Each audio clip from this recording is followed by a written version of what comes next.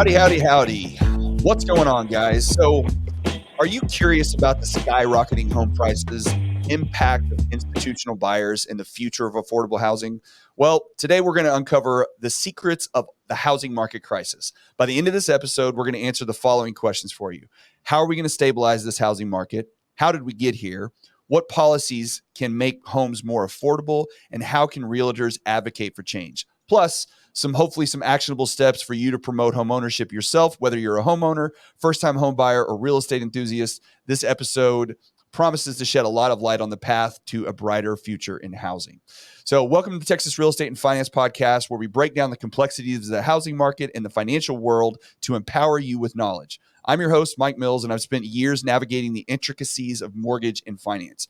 My mission is very simple: to bring you insightful conversations with experts and thought leaders in the field, tackling the most pressing questions about homeownership, real estate, and personal finance. With each episode, I aim to demystify the industry, provide actionable advice, and help you make more informed decisions on your journey to financial success and the dream of owning a piece of this earth. So whether you're a seasoned pro or just starting out your financial journey, join me as we explore the world of real estate and finance together. So let's get ready to dive into this sucker. But before we do, get into today's a little bit controversial topic, a quick reminder for our listeners: if you find the value in these discussions, please don't forget to hit the subscribe button on your podcast platform, or check out my YouTube channel at Mike Mills Mortgage and Finance for more content. Subscribing ensures that you never miss out on expert insights that we bring you every single week. All right, ladies and gentlemen, it is an honor to have with us today a true advocate for home ownership and a prominent figure in the world of housing policy. Our guest, Michelle Young, is a senior advisor at America's Homeowner Alliance, and she's been fighting the good fight for current and future homeowners of America for 17 years. Michelle's extensive experience in housing policy at all levels of government have provided her with invaluable insight into the challenges and opportunities facing homeowners or prospective buyers. She's a passionate advocate for making homeownership more attainable for all, and today she's here to share all of that wisdom with us. Join us as we delve into the pressing issues of the housing market, skyrocketing home prices, and the path to affordable home ownership. Michelle, please welcome to the show. How are we doing? I'm great. Thank you very much for having me. You got it. My pleasure. So let's start here. I want to know a little bit about the advocacy group that you're working with, to get an idea of how you got involved with them, what y'all's role is in the community right now, and what you're kind of doing to promote affordable housing in the United States. Sure. I would love to share that with you. So I am a senior advisor with America's Homeowner Alliance. America's Homeowner Alliance is the only consumer advocacy group of its kind currently that is dedicated to promoting sustainable, responsible home ownership. And, let me tell you, like, informally how this thing got started and who's really behind this group. It's really interesting. The group was started 17 years ago by an industry veteran by the name of Philip Bracken. And Phil Bracken is our chairman and co-founder, along with another gentleman who you might recognize his name, Tino Diaz. And Tino's been very, very prolific with the National Association of Hispanic Real Estate Professionals. He is a former chairman of that group as well. So I met these guys separately prior to the first financial crisis. I was an account executive with City Mortgage, and I was managing the number 1 and 2 fraud markets in the country. I was actually at a 22-state, $4 billion closed-end second correspondent territory. So I was buying 100% CLTV, closed-end seconds, for handles of like 104, 105, 106 prior to the first crisis.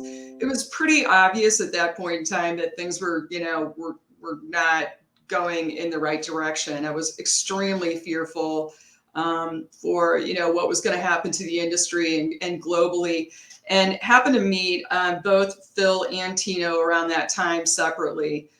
Tino was managing a mortgage company in South Miami. He was one of my clients, and he had the distinction of holding the highest loan performance in the country, with all of the loans that were being sold to Fannie Mae at that time, which was incredible coming out of a South Florida mortgage company just prior to the first crisis, in the number 2 fraud market in the country. Yeah.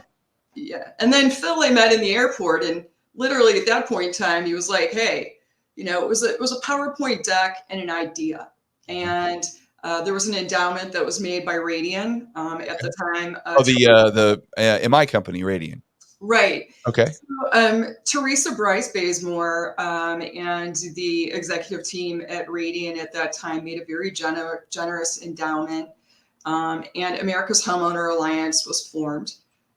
Phil and a number of other very notable, again, industry veterans. We have some really good guys on our board. Ted Tozer, 5-time Ginnie Mae president. Ted Tozer sits on our board. Paul Mullings, a whole number of executives and individuals who have been in the housing finance market for multiple decades and have seen, multiple cycles. Right. And so, Phil and Tino really started this as a vehicle and a mechanism to provide balance to some of the industry trade groups that were already in the space. There was nobody that was really specifically representing the voice of the consumer.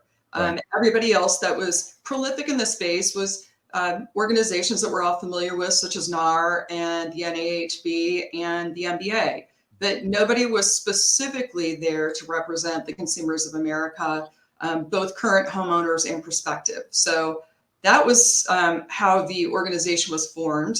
And as you mentioned, I've been with them now for over 15 years, serving as an advisor. Long time. Yeah. You've been fighting the good fight for a while. Yeah. So what do you think, at least in the market that we're in right now, like what do you think are the biggest contributing factors to why we've seen home prices just skyrocket over the last couple of years? And, I read something yesterday that when you go back and you take inflation out, that in the last 10 years, it's gone up like 80%, which it just seems mind-boggling to some extent to think that prices have gone up that much in real dollars. What have been the primary contributing factors as to why this has occurred?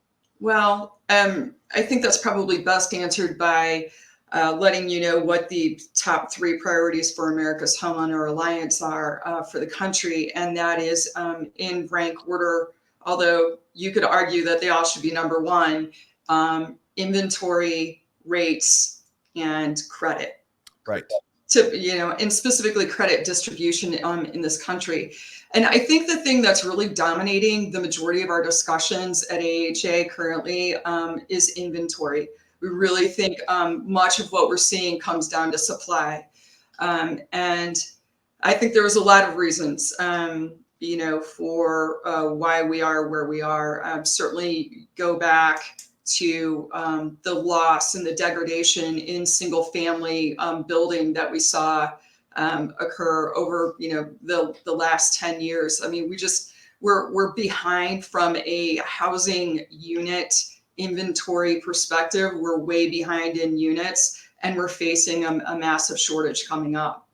Yeah, it seems like we're seeing, I saw a graph the other day where they were showing new single family residence starts, and they were leading into 2008. They had been on a really steadily incline up, where there were a lot of homes that were being started and completed.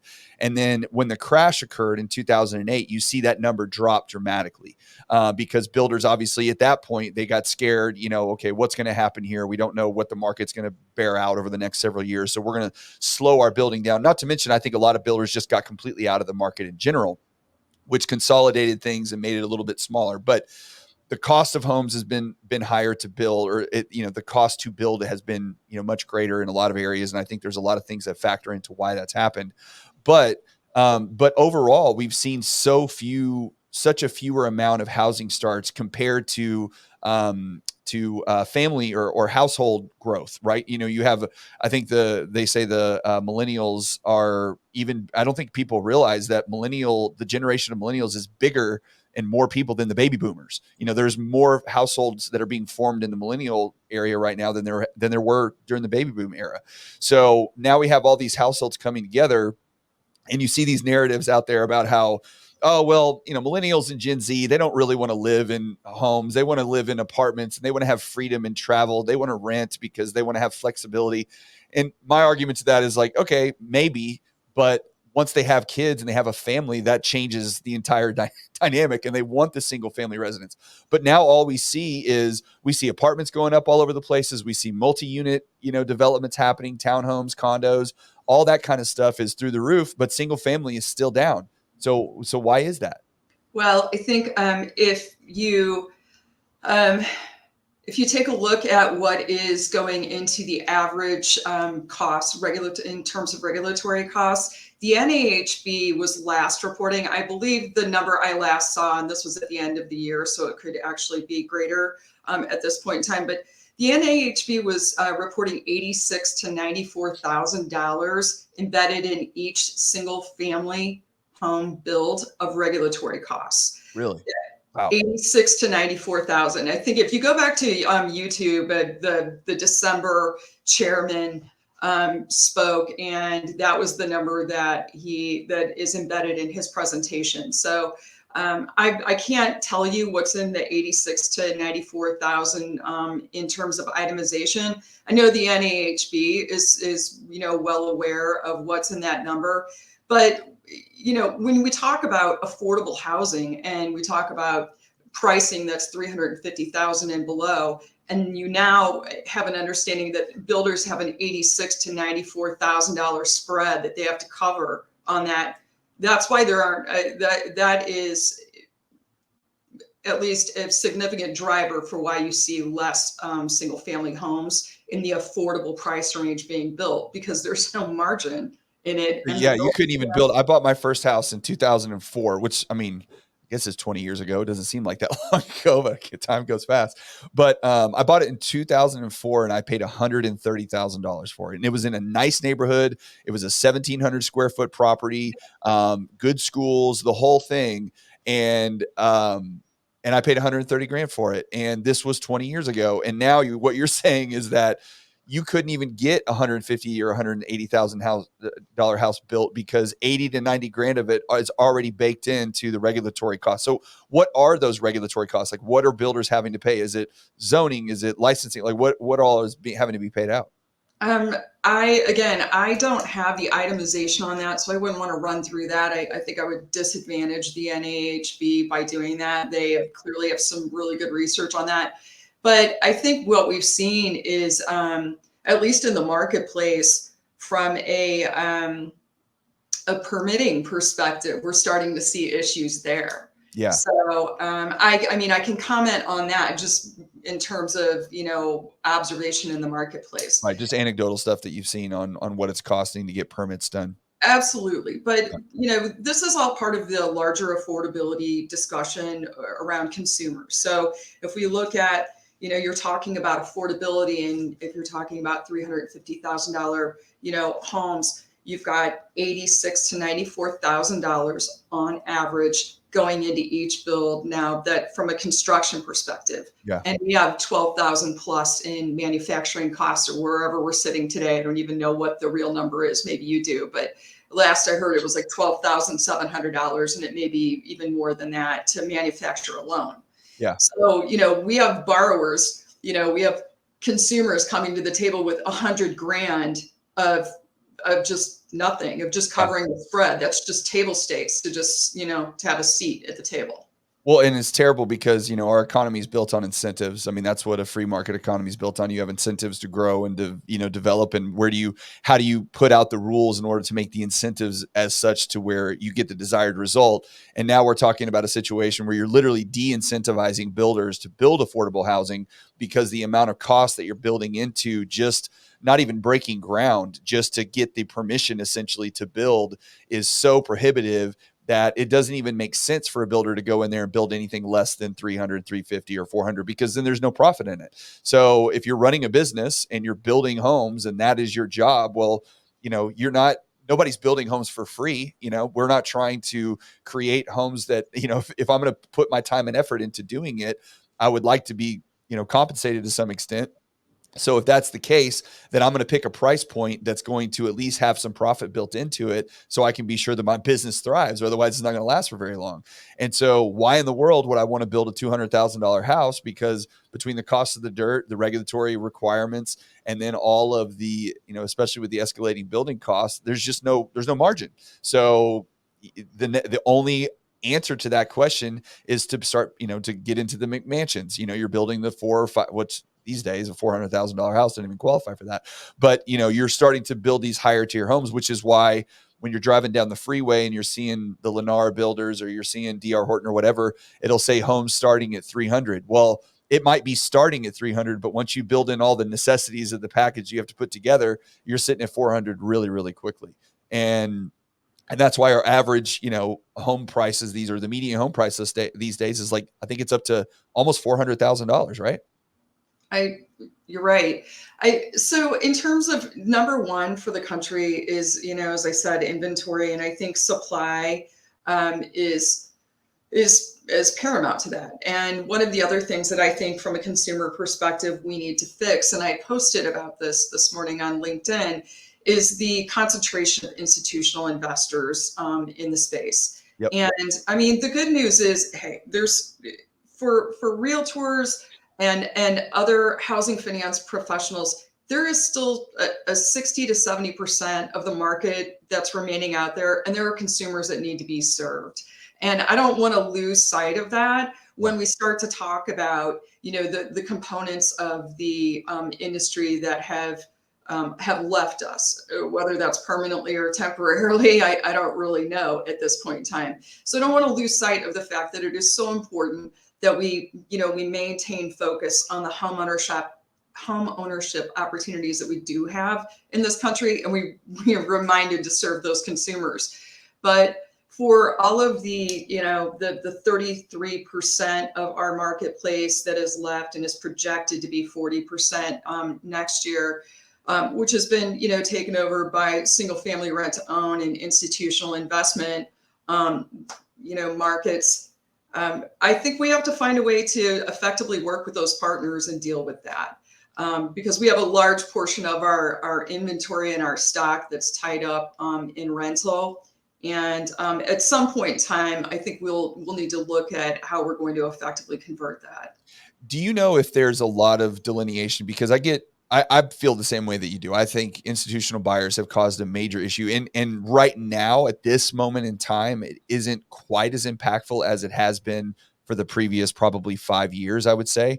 But do you know when these studies and different, readings of percentages on how much is actually being purchased and what they're doing in different markets? Because, I get conflicting information. I don't know if you guys have done enough diving into it, but the difference between an institutional buyer and like the mom and pop investor, right? Because sometimes when you're, if I'm a homeowner and I decide I want to get into the rental game a little bit, I might own 4 or 5 properties and I buy it with my LLC, or I buy it in my own personal name and transfer it to the LLC or whatever the case may be.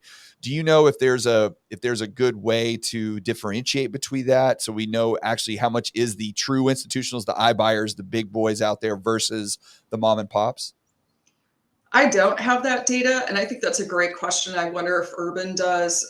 It would be, I think, really difficult to extrapolate, just because I think you'd have to get down to a pretty local level Yeah. to understand, Yeah. And then to your point, there's so many shell companies and LLCs, so you don't really know. A lot of times, you think you're looking at regional and local institutional buyers, but it's really just a name that is rolling up to Blackstone or BlackRock, or one of the larger players.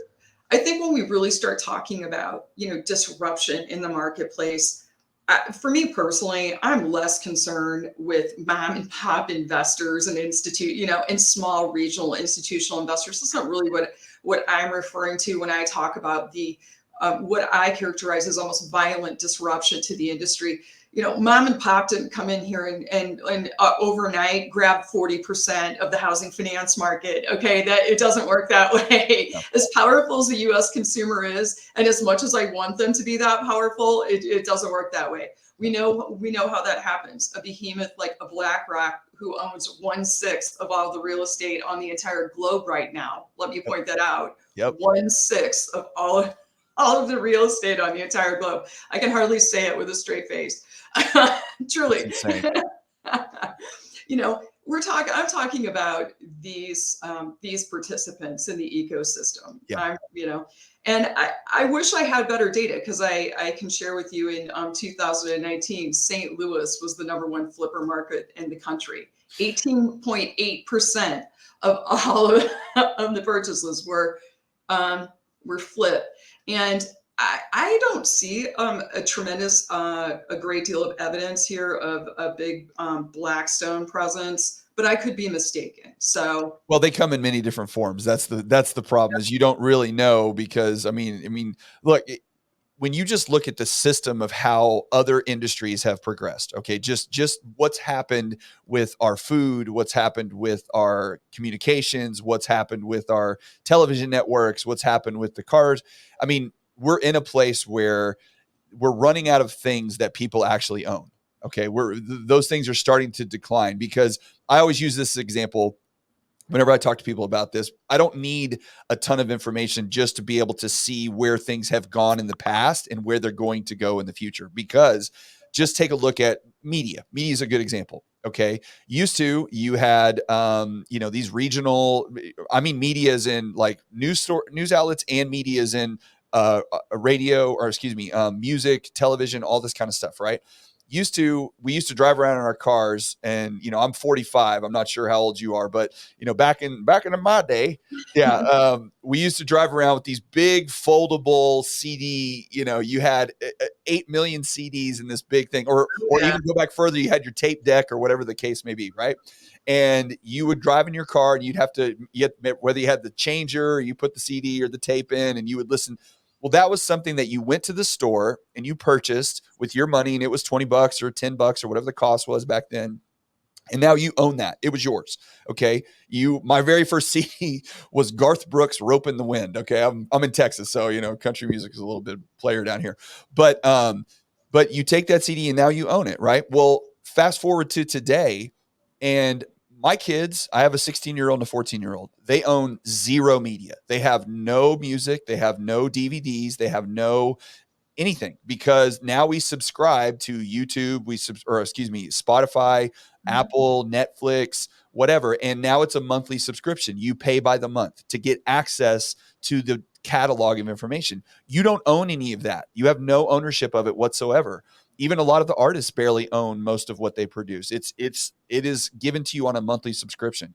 Just like we're very quickly heading in the direction. And if, I know the numbers grow every year on people that own their cars. Used to, you would go to the dealership, you'd pay $20,000 for this car at the dealership, and now you owned it. And then it went to, okay, well, now the car prices have gone up. Now we're getting into payments. You're going to have to pay, but you're going to own it in 3 or 5 years, whatever. Now we're at a place where, like, hey, I know the payments get really expensive on this $100,000 car that we have now, but if you want to keep your payments less, we have another option for you. It's called leasing. So now you have this car, but you don't really own it. You just pay the dealership on a monthly basis for the right to drive it around.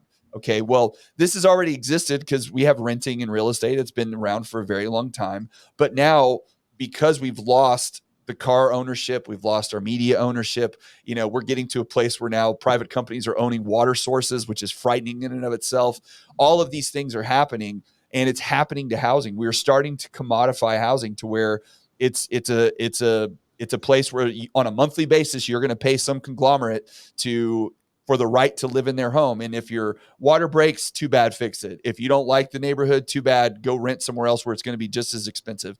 And the idea of owning your home, it's like we're trying to filter it out. And it's terrifying to me. And I don't need to know that, 40% of, I live in Texas, in Tarrant County.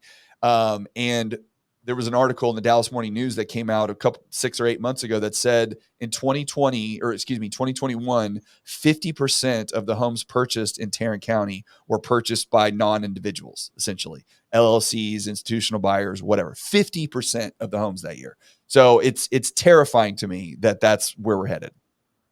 I would agree. And Going back to inventory and affordability, because I outlined that there were three. So inventory, kind of affordability goes with inventory, in my opinion. Number two is rates. I don't personally spend a lot of time talking about rates, even though yesterday the NAHB, the MBA, and NAR issued a letter to the Fed asking for I saw that. Yes. mercy, basically, Yeah. on They're like, please stop. Please stop.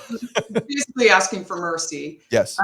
which I understand that and I respect the need for that. But on behalf of American consumers, I think we would have liked to have seen the ask be a little bit more stimulative. Yeah. Um, and Well, the but reality with rates and housing is that, and I've used this before too, is that, the old school realtors will tell me, oh, I sold houses in 1983 and interest rates were 18.5% and people still bought homes. That's true. But the average price of a home was $70,000 in 1983. Okay. Yeah, So 18% on 70 grand isn't too bad. I mean, it's not great, but it's not too bad. 7% or 8% where we're at now on 400,000 is a whole other ballgame. agreed. I agree. The affordability component is a big one. When entering these discussions, you can't just have them.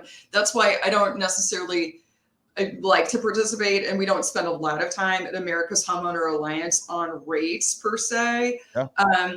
But we haven't needed to, because we haven't been in this epic, crisis situation that we are today. But again, I think the policies that we would like to see would be a little bit more constructive. It wouldn't just be like, please, I don't think I think when we write our letter, we're going to ask for a little bit more. That's Well, all. you're going to probably offer some ideas on solutions rather than just say, please help us stop doing what you're doing, right? We're going to try to do that. The third piece is credit distribution, and I think that that's equally as important too. And I was when Phil outlined the top three, priorities for America's Homeowner Alliance this year. Initially, I was surprised to see credit hit number three, but now I'm in 100% agreement, especially with what we see going on with the buy merge, tri merge discussion. So.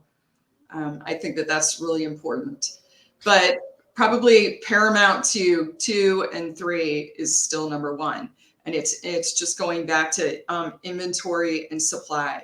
And I think there's a lot going on right now, so we need to get in front of the regulatory cost issues that are embedded in single family housing. In my opinion, we need to get in front of that very, very quickly and unwind that, because I don't see that there's any way out of this multi-family, kind of spin that we're in until we peel back some of those regulatory costs that are embedded in those single family builds, and we bring those builds back in line with some affordability. And I'm a taxpayer, and I'm also been in housing finance long enough to know that whatever's in that 86 to 94 can be negotiated. Yeah. Okay.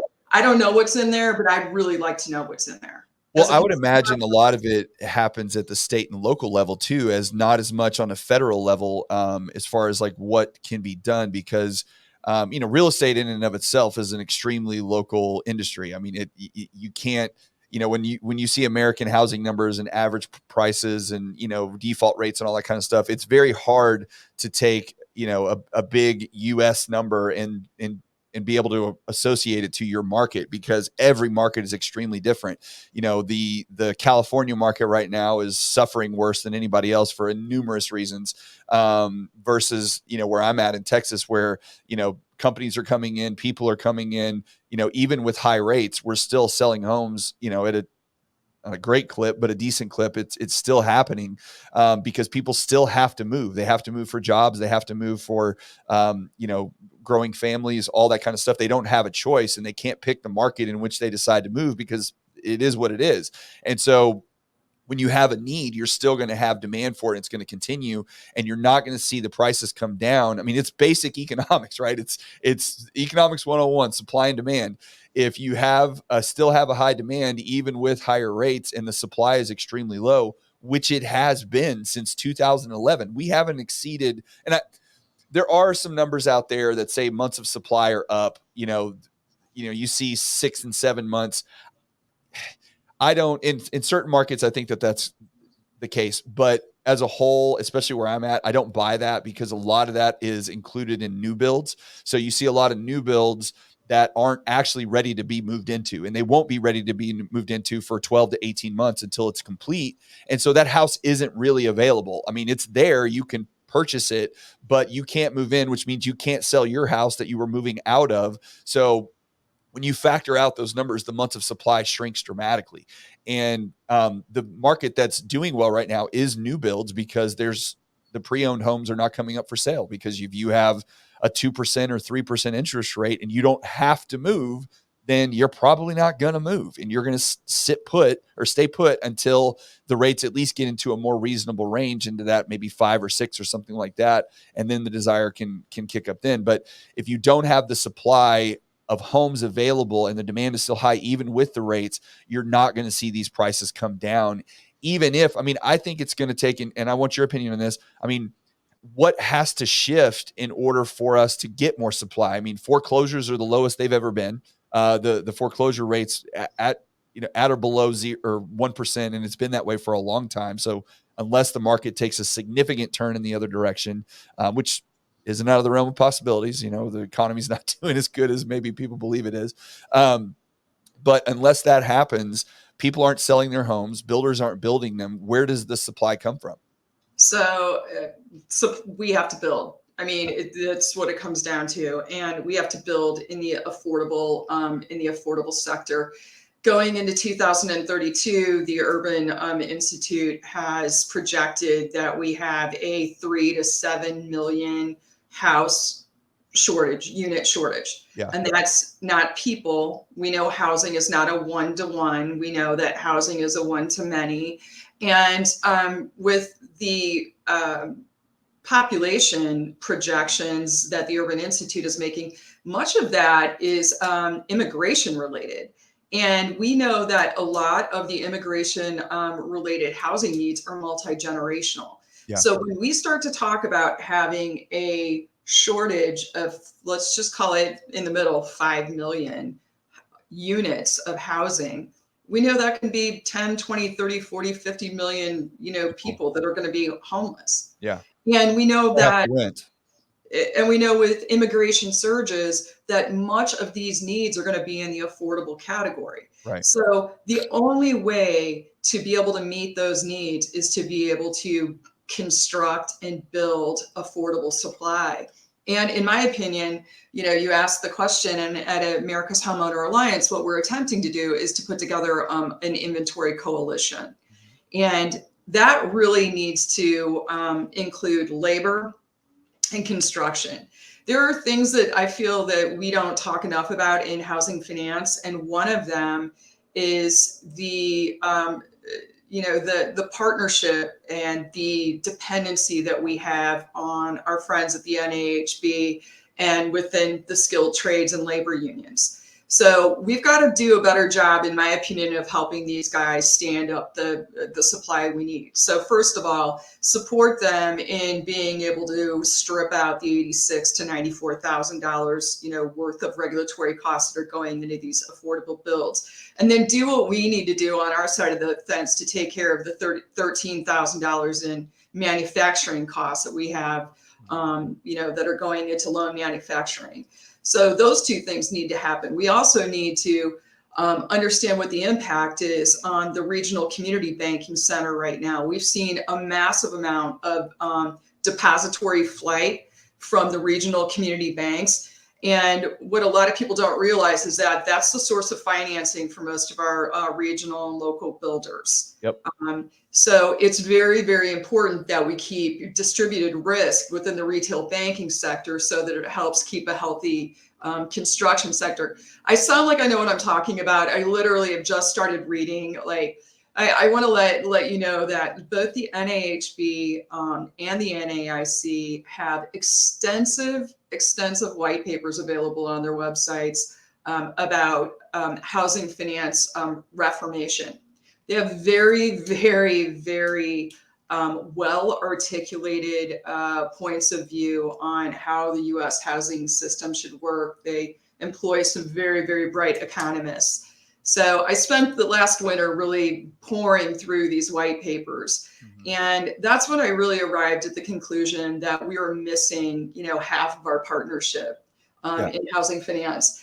And, just to take that a step further, when you look at labor and you look at specifically skilled labor, we have a massive, massive shortage. We have electricians that are like literally in 5 years, there's not going to be a skilled electrician left to train anyone. Yep.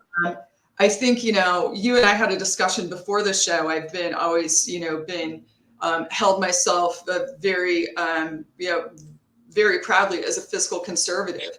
And labor unions have never been a part of necessarily of my narrative. And I have become so intrigued and so interested in how do we partner with labor and with the unions. In my opinion, it's all hands on deck. When you're talking about a 5 to 7 million household unit shortage, Yeah. I've been homeless. I don't know if your guests are aware of that. I was homeless as a teen. And I recently wrote a book that I'm working on publishing, having published. It's really my story of homelessness to housing.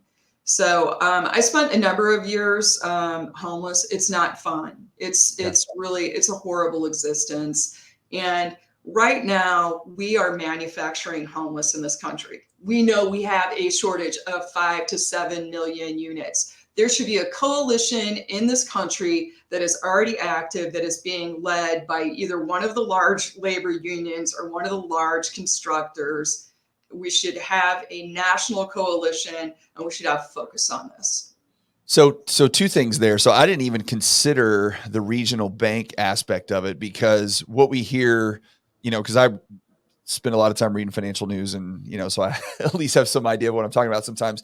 But there's a lot of focus on the regional bank issue with commercial real estate because a lot of commercial investors typically get lending and whatnot through the regional banks. So when you had the SVB collapse and you had these other, regional banks that were having issues that the Fed basically had to come in and bail out, and then Chase got to buy them up at a discounted price, which is a whole other thing. But when that occurred, there was a lot of focus on, okay, how is this going to impact commercial real estate? How is this going to impact funding for that type of thing? And it still is a big concern because the regional banks are struggling right now. But I didn't even consider the fact that your small to medium builders who are a big part of the building community for these single family residences also get their funding from those small banks.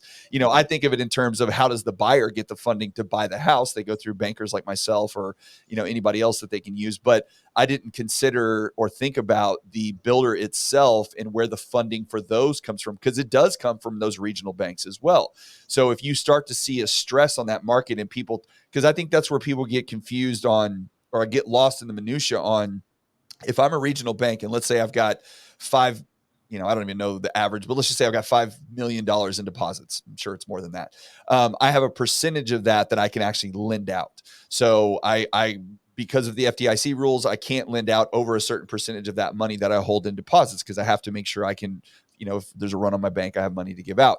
Well, if I lose deposits because people fear that my bank is going to collapse and they go stick all their money with Chase or Bank of America or whoever, because they're bigger and have less risk involved with them, then that limits how much money I can then lend out to anybody, small businesses, small home builders, anybody that I'm now limited, which is why if you go to Chase and you put your money in a savings account there, they're going to pay you zero for it right now. But if you go to small regional bank, in Midtown America, they're going to give you 5% interest on putting your money in their bank because they're trying to encourage more people to put deposits so they can lend out money. Well, if that market shrinks, then the market for building is even smaller, on who can build homes. And then, because this is the way I work, is I'm a conspiratorial brain type of person, good or bad. I can usually see both sides of it, but I always think there's somebody up there up to no good. And we are entering a place where, we like to be told it's Republican and Democrat and red and blue, and you're on this team and you're on that team, and we don't like each other for these reasons and blah, blah, blah. But what it's really turning into is, or it has been for a long time, whether we realize it or not, is a have and a have not, right? who has the money and power and control and who doesn't. And whether you're on the blue team or the red team, I tell people all the time, none of those people up there that have all the wealth and influence are advocating on your behalf. Okay. They're not fighting for you, or there are very, very few that are. So I'm curious your opinion. How much do you think of this stuff where you have limited, coalitions of people that can get involved from labor movements and whatnot, but you have a lot of pressure from the upside, from the top end, pushing down, putting more regulatory requirements on it because it does benefit the bigger builders. It does benefit the larger companies because it pushes the little guy out. Do you feel like in some cases there are, I don't want to say coordinated, but is it just a function of the system being broken on how it's all put together? Or is there the Black Rocks of the world that are really like, all right, we're going to create this rule, we're going to write this legislation, we're going to get this passed because in 10 years, this is what this market's going to look like? So my personal opinion, having been in this industry for 35 years and worked for a number of private equity firms and made a lot of money for them and made a lot of money working for them, is of course there's a systemic effort to do that. It's the profitable play. It is the most profitable play, and these are not for profit organizations. And I don't think we need to vilify them as such. I mean, I've been very, very vocal about the fact that I have benefited personally and tremendously by private equity. Having said that, I can't deny the violent disruption in nature that they have brought to the housing ecosystem. And to kind of take this answer, one step further is I write about this and I talk about it a lot. And it doesn't seem very consumer focused, but really to be a consumer advocate in housing finance, my personal opinion is that you have to respect the fact that housing finance is very much an ecosystem that's been constructed on distributed risk for a reason. So when you upset that balance, much like the example that you're giving within the banking sector, anytime you come in too heavy on one side or another, and we know we disrupt that risk equation, we know that there can be catastrophic, consequences associated with that. We've already lived through a couple of, bank crises and financial crises and mortgage crises. Maybe living through one right now coming up. Right. Yeah. So yeah, absolutely. There's a concerted effort. And again, the average consumer doesn't understand what we were just discussing, the fragility of the housing finance sector and the fact that we are all codependent on one another here. Yeah. We truly are. And the builders are dependent upon the deposits of the regional banks. This is why we need our regional banks. Here's the other reason, guys. They're the distribution for rural America.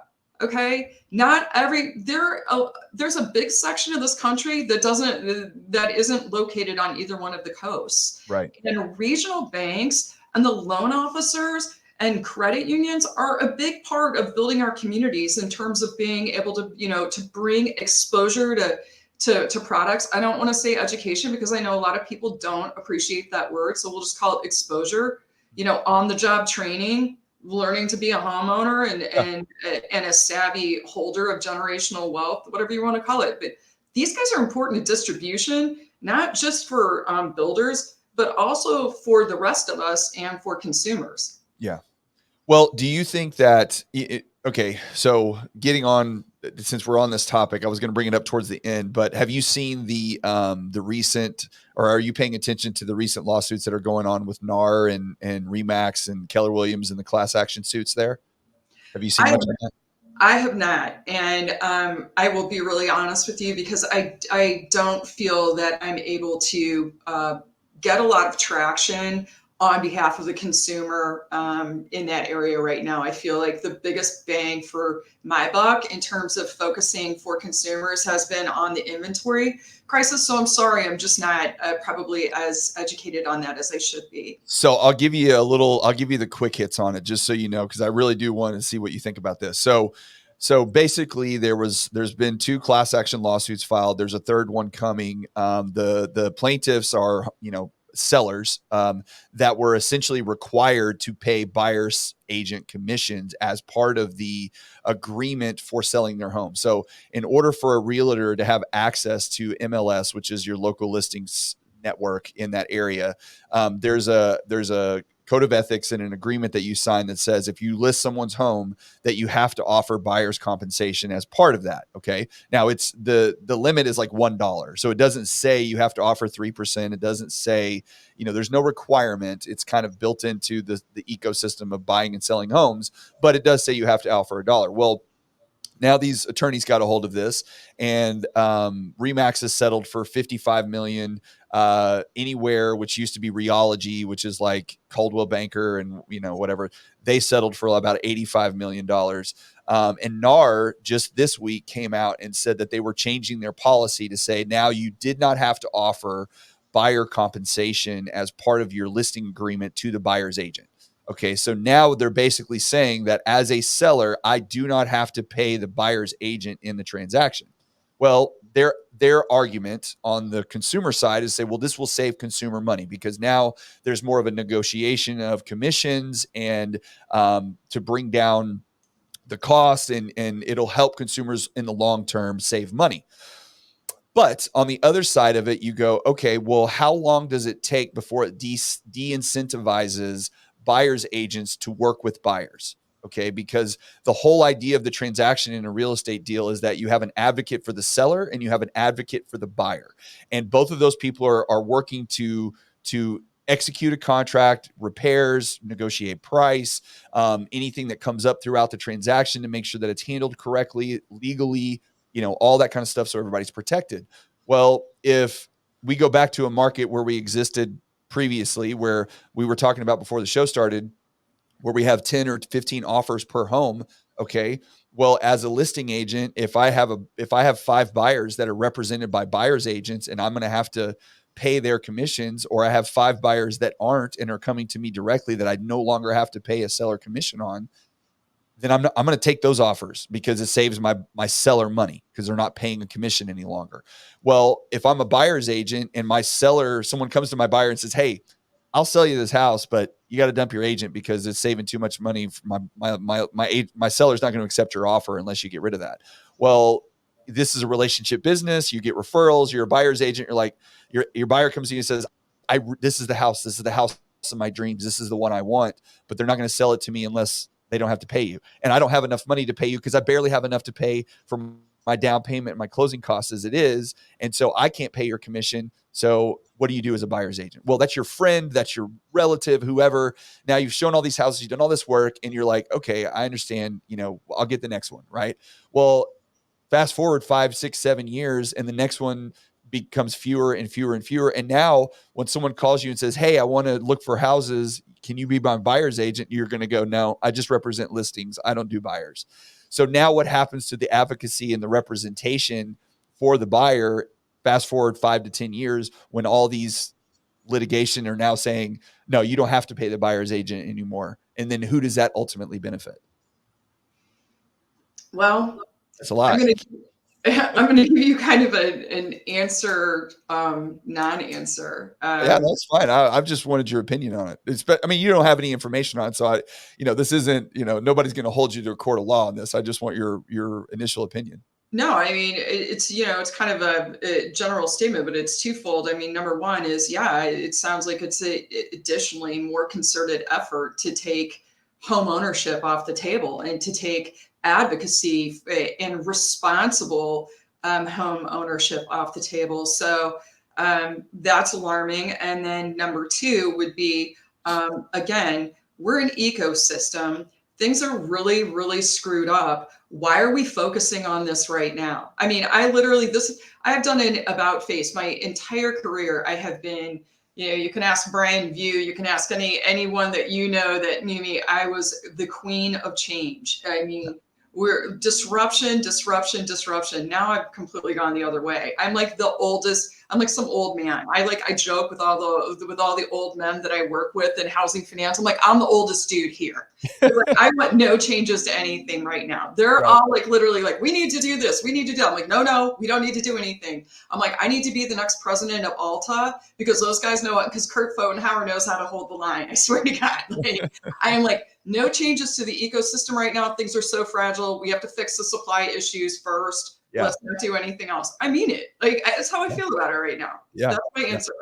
Yeah, well, and it's true, and but that's the thing is there's so many things coming in so many different directions that are ultimately impacting the thing that has been in place for 100 years plus of if you want to grow your wealth as an American citizen, the quickest and easiest way to do that as an average person is through home ownership, is through buying a house, living in that house for a period of time, picking up the equity on that home, whether it be through appreciation or through paying down the debt, which more often than not, the bulk of it comes through appreciation. And then selling that home and upgrading to that next level and putting more money down. So now you have less of a debt on that particular property. And now you grow in appreciation more. And you do that 3 or 4 times throughout your life. Then by the time you're in your 60s or 70s or whatever age you want to call it, now there's a good chance that house is paid for, and this bigger house, and it might be worth 5, 6, $700,000. Well, that could be a good piece of your retirement that now allows you to not have to work for the rest of your life, or at least not have to work so hard. And now we are literally taking that path and we are cutting it off for already. I think right now, again, I don't know the exact number, but I want to say you might know this. I think is it like 40% or 50% of the American, it might even be 60, can't afford a basic house based on their income or what the average income is. I mean, they can't afford to buy a house. There's no way around it. It's significant. I mean, I think the real answer is that what we're doing right now isn't working, right? Yes. I Yeah. mean, most Americans, the majority of Americans are spending better than 50% of their pre-tax dollars on housing costs right now. Yes. And, our answer has been, and that is in a market where we have, a significant portion of build to rent and rent own that we haven't seen in years prior. So my point is that is not helping with affordability. That is not Talk bringing. about the rent to own. I want you to talk about that because you had sent me something on that before, and that whole thing is such a well, I got a lot of opinions on that, but explain the article that you were sending over on what's happening with that and what, to some degree, what kind of scam this basically is. Well, so single family rent to own has been around, for a while. And just to preface, if utilized correctly, it could be a very, very valuable program that could lead to sustainable, responsible home ownership. Yes. But what you have Great. right now, you don't have a representation of that in the marketplace. And Invitation Homes is easy to pick on. They're Blackstone. They're the biggest, guys in the space. They paid $6 billion to get into it and got $1 billion interest only loan from Wells Fargo that was backed by Fannie Mae. So you're saying they're not intending to take all that money and then just help people find the dream of home ownership? Well, I think now I don't have anything that's reportable on Sure, this, of course. but one of their former employees, one of the former Invitation Homes employees that is working for one of their competitors, reported that the first year after they made the purchase, they had a conversion rate of 3%. And they've only been able to elevate that another 3%. Hovers somewhere around 6. So 6% of the entire single family residential portfolio that Blackstone holds has been Actually converted to ownership. correct. Yeah. And Correct. how does that, can you explain how the model works? Like what the hook is to get you in, and then what happens when you get there, and then what happens on the way out? So, a basic model is that as a prospective, buyer, you find a property that you would like to purchase, and you take the property to that single family rent to own operator. You present it. They purchase the property on your behalf, much like as a cash buyer. They rent it to you, and there's opportunity for you to work into home ownership. Right. So usually that involves some degree of credit counseling, and there's usually a runway associated with that because most of those borrowers are either ineligible or And property. most of those rents, from what I understand, are higher than whatever the typical market rent in that area would be because of the idea of you're working towards the ownership piece. Is that right? Well, if you look at the article, so I referenced an article I think that was published in 2019, and there was data that accompanied that from the Urban Institute. And I think that when Invitation Homes first, when Blackstone first made the purchase, and Urban went in and took a look at the deal, I'm reading directly, but it says it found that 66.7% of the 7,000 properties in the transaction are affordable to renters earning 100% of the area median income or less, far less than the 80 to 90% for recent Fannie Mae multifamily acquisitions. So they knew at the time that this was actually less affordable, and Yes. that moving in this direction would result in less affordability. Well, you're building a rental portfolio, and this is what some of these iBuyers, the open doors of the world, have done. And it's kind of in a underlying. I don't know if I don't want to put intent, because you never know. There's always people have good intent with things, but it just didn't work out that way. Where you go in and say, okay, hey, you individual, go find us a house that you feel like is worth it, right? Bring us the house. So you're basically telling, imagine a situation where I'm an individual and I can go find a renter ahead of time and go, hey, renter, go find a house you want to buy. And the renter goes and finds, or go find a house you want to rent. Go find a house you want to rent. Renter goes, oh, I like this house in this neighborhood. Okay, how much you willing to, okay, yeah. All right, I'll charge you for that. What's the cost of it? Okay, I can make that math work. Yeah, great. You're going to be the renter. What did I have to do? I didn't have to do anything. All I had to do was come up with the money to buy the property so the person could rent. I didn't have to find the renter. I didn't have to go through the process of looking for the property. They handled all that for me. They did it on their own. Then they bring me the house. And now I've told them, you add the extra layer of, hey, oh, by the way, if you do this, this, and this, you can own this house in 3 years or 5 years. Now, we're going to sell it to you higher every year that you can't. We're going to make the price go up because the market appreciates. And even though your income isn't keeping up with it, which is a whole other thing, even though your income isn't keeping pace with the inflation of the house prices, we're still going to offer the ability for you to buy it if you want to. Oh, darn, you can't. And oh, darn, the rent went up and now you can't afford to rent it anymore. Well, I guess you're going to have to go find another place to live. And oh, by the way, now I have a rental house in my portfolio that has been earning cash flow for me for years at a higher percentage with a higher appreciated value that I can now stick another renter in there and build my portfolio of rental properties that I can now turn around and sell as investments to big companies. So, it's from a business point of view, if you just want to examine it from, I'm a businessman running a company trying to earn profit, it's freaking brilliant. It's brilliant. 100%. That's the conversation we were having earlier. That's why I was like, of course, there's that kind of pressure. It would be, Yeah. it's You hard have to have rules in place to prevent that kind of stuff.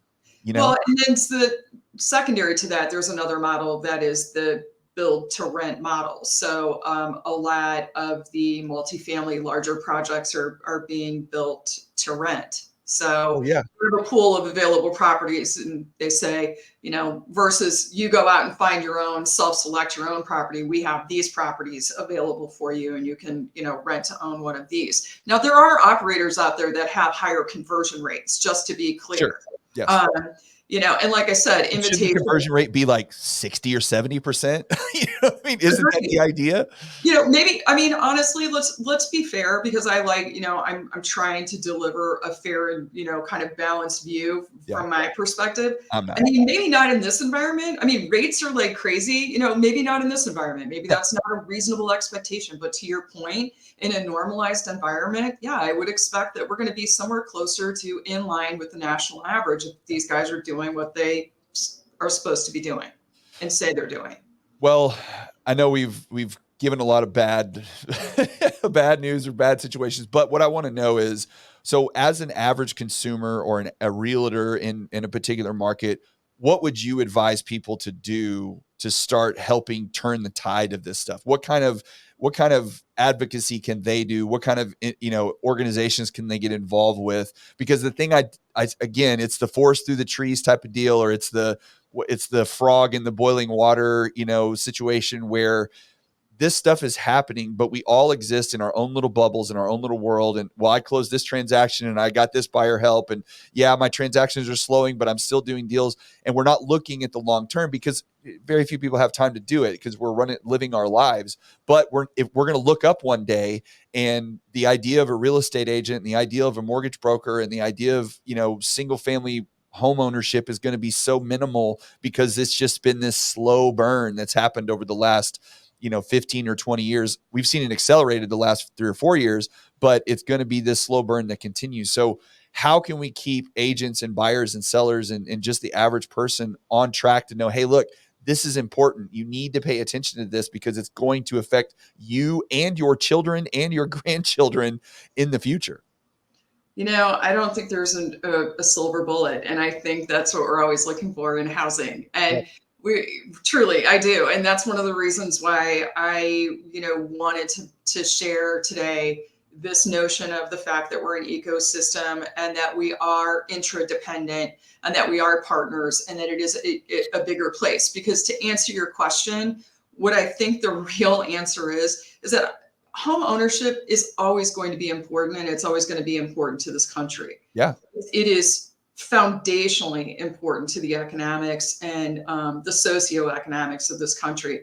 That much is not going away. What I do think the opportunity and the challenges is that we've been spoiled by these incredibly low rates and this environment for a very, very long time. And I think not all of us, but some of us, present company included, maybe in the past have been lazy sellers, right? The business has come a little bit too easily. And I think now we need to switch gears. And I think the answer is right here. What you're doing is we need to do business differently. We need to understand that business is probably going to be in our pipeline for a lot longer. We are going to need to educate or expose borrowers. We're going to have to work with them longer. We're going to have to be more compassionate. We're going to have to deliver more grace to them and ourselves. And we're going to have to learn to use media and use the tool set that's available to us. Like it's changing. The face of this industry is changing, but the opportunity is still there. Yeah. Do you think there are things that on a governmental level or organizational level, like with advocacy groups like you guys have, are there organizations that agents or buyers or sellers can get involved with or just help out that are fighting these fights? Because I think that's the thing that gets lost a little bit. Is it's not that there aren't people that are passionate about trying to fix this problem. It's that the vast majority of the money and the power, I guess you could call it, behind the other side of the fence is so heavy and so outweighs the ones because I think there's more people that want to fix the problem, but there's a lot less money and attention on it because there's so much power and influence on the other side. Is there something that you would recommend to buyers, sellers, realtors to get involved or at least try to draw more attention to the subject? What I would say is don't lose your voice. Don't lose your voice. Just because you think no one is listening, don't stay silent. Yeah. We can't rely on everyone else to fix the problems. Again, going back to, I think, for the last 20 years, we've always just been like, oh, well, supply's down. We'll just call up construction and labor and be like, hey, we need some supply over here. We're choking. Like, come on, get with it. But never really considering like, wow, do they have challenges? Do they have interdependencies? We're all like kind of joined at the hip. We haven't been, but I think moving forward over the next couple of decades, we're going to have to be if we're gonna make this work. So what I would say is talk to people. Talk to the guys in construction, talk to the labor unions, join America's Homeowner Alliance. It's free. We don't charge for the memberships. Just because you're a member of NAR doesn't mean you shouldn't be a member of America's Homeowner Alliance. You're also a consumer in addition to being a realtor or a member of housing finance. Yeah. Well, and you're an advocate for your buyers and sellers. So you want to be an advocate, a part of groups that are advocating for them as well, because we're all fighting the same fight. It's, there's not, like you said, the ecosystem is we're all together. There isn't one group that pulls or makes greater impact than the other. We all have to do it as one. Yeah. And And I think one of the things that I would urge people to really resist, and we have to remind ourselves of this daily at America's Homeowner Alliance, especially me, just full disclosure, you know, don't don't allow this environment to cause any more divisiveness in the ecosystem. We need each other. That's what I've been trying to point out. We need labor, we need construction, we need policy, we need lawmakers, we need the guys in MI, we need title. We need, it's all hands on deck in this industry. Let's try to refrain from being divisive and throwing, and throwing blame and pointing fingers. Like, we need to come together in a coalition, and we need to figure out how we're going to get in front of this and fix this for the country. It's serious. It's a very serious problem. Yes, it is. Well, I wore my Batman shirt today because I was talking to a superhero out there fighting the fight as a vigilante, battling against all the big guys. So this is my homage to you for today. But